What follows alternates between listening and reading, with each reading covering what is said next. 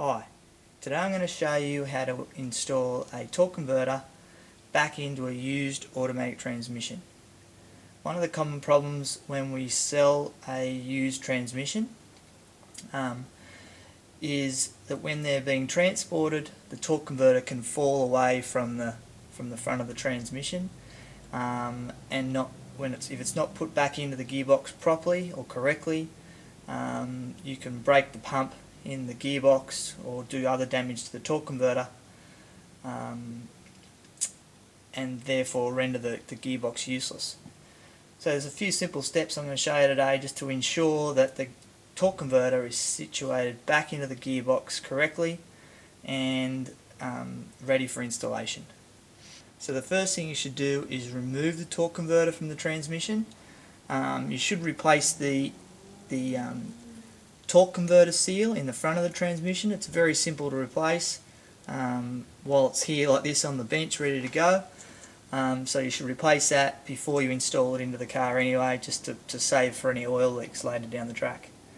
When you're doing that, you'll notice there is a number of splines on the input shaft of the transmission, and they've all got to be located inside the torque converter. And then the final one's the pump. The pump's usually just a couple of lugs, and you'll see those inside the transmission, and they're usually the ones that get broken.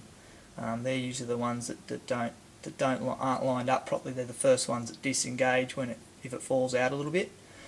The torque converter is quite heavy. You've got to support it the best you can. Keep it as straight as you can. Spinning it round, and you'll feel all the splines locate, and then finally the pump is the last one, and that's it.